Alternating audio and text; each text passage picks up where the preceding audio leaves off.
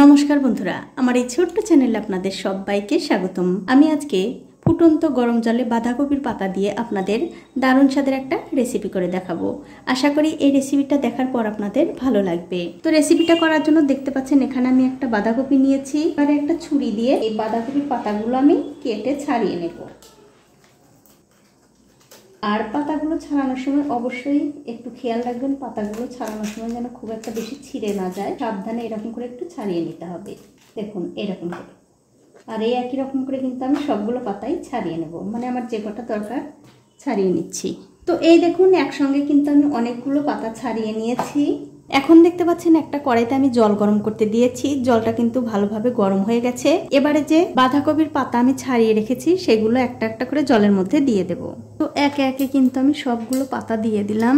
এবারে এর মধ্যে দিয়ে দিচ্ছি সামান্য একটু নুন। তারপর জলের সঙ্গে এই পাতাগুলো একটু ভালো করে সেদ্ধ করে নিতে হবে। তো এই দেখুন বাঁধাকপির পাতাগুলো কিন্তু খুব ভালোভাবে সেদ্ধ হয়ে গেছে। এখন আমি গ্যাসের ফ্লেমটা বন্ধ করে দিয়ে অন্য একটা থালাতে এই পাতাগুলো তুলে একটু ঠান্ডা করে নেব। ওদিকে বাঁধাকপিটা ঠান্ডা হতে হতে বন্ধুরা এদিকে একটা কড়াইতে দিয়ে দিচ্ছি সর্ষের তেল। তেলটা যখন ভালো করে গরম হয়ে যাবে তখন এর মধ্যে ফোড়নের জন্য দিচ্ছি দারচিনি, এলাচ আর গোটা জিরা। এবারে তেলের সঙ্গে এই ফোড়নগুলো একটু ভালো করে ভেজে নিতে হবে।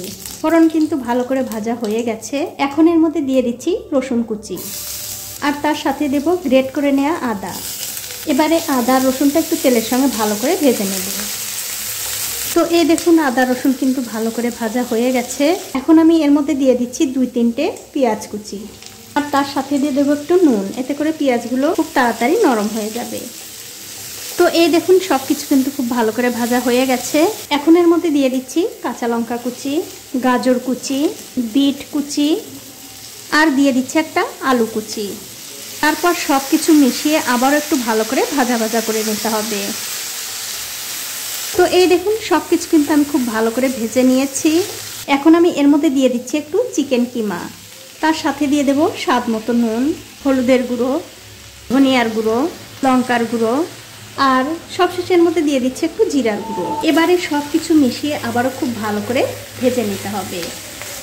আর আমার এই ছোট্ট চ্যানেলটি যারা সাবস্ক্রাইব করেছেন তাদেরকে অনেক ধন্যবাদ। আর যারা সাবস্ক্রাইব করেননি তাদেরকে সাবস্ক্রাইব করে নেওয়ার অনুরোধ রইল।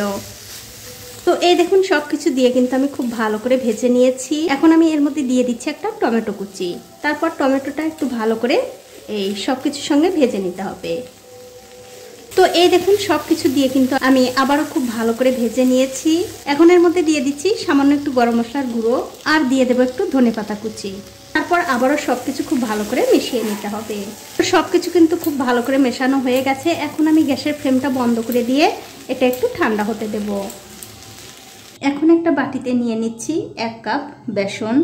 তার মধ্যে দিয়ে দিলাম স্বাদ মতো নুন, হলুদের গুঁড়ো আর একটু জিরার গুঁড়ো। সবশেষে দিয়ে দিচ্ছি একটু চিলি ফ্লেক্স। এবারে শুকনো অবস্থায় সব কিছু খুব ভালো করে মাখিয়ে নিতে হবে। দেখুন সব কিছু কিন্তু খুব ভালো করে মেশানো হয়ে গেছে।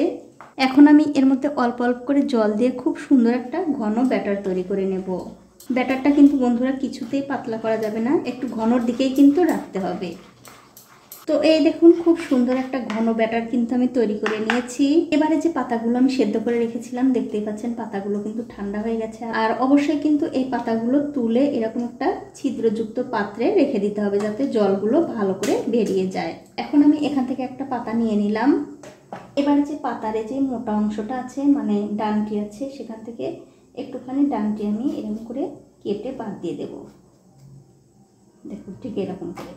তারপর আমাদের যা করতে হবে যে পুরটা বানালাম সেই পুরটা পাতার ঠিক এরকম করে মাঝখানে দিয়ে এরকম করে একটু রোল করে দিতে হবে। দেখুন ঠিক এরকম করে।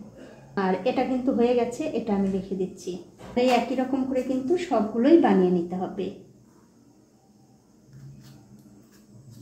তো এই দেখুন এক এক করে কিন্তু আমি সবগুলো রোল রেডি করে নিয়েছি। তো এখন আমি রোলগুলো ভেজে নেব। তার জন্য একটা কড়াইতে দিয়ে দিচ্ছি সর্ষের তেল। আপনারা চাইলে কিন্তু সাদা তেলেও ভাজতে পারেন। এবারে এই তেলটা খুব ভালো করে গরম করে নেব। তো তেল কিন্তু খুব ভালো করে গরম হয়ে গেছে। এবারে যে আমি ব্যাটারটা করে রেখেছি তার মধ্যে একটা একটা করে এই বাঁধাকপির রোল দিয়ে খুব ভালো করে একটু কোট করে নিতে হবে।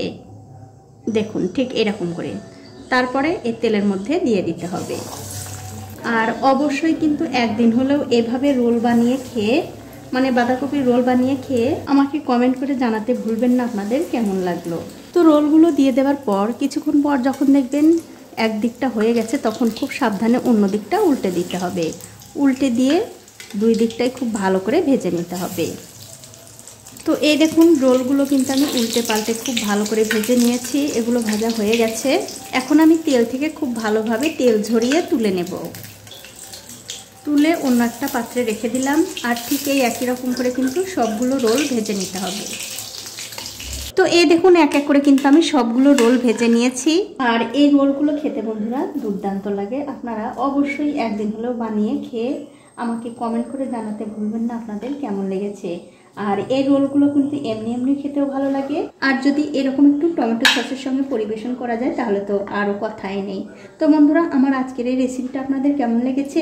যদি ভালো লেগেই থাকে অবশ্যই একটা লাইক, কমেন্ট আর শেয়ার করতে ভুলবেন না।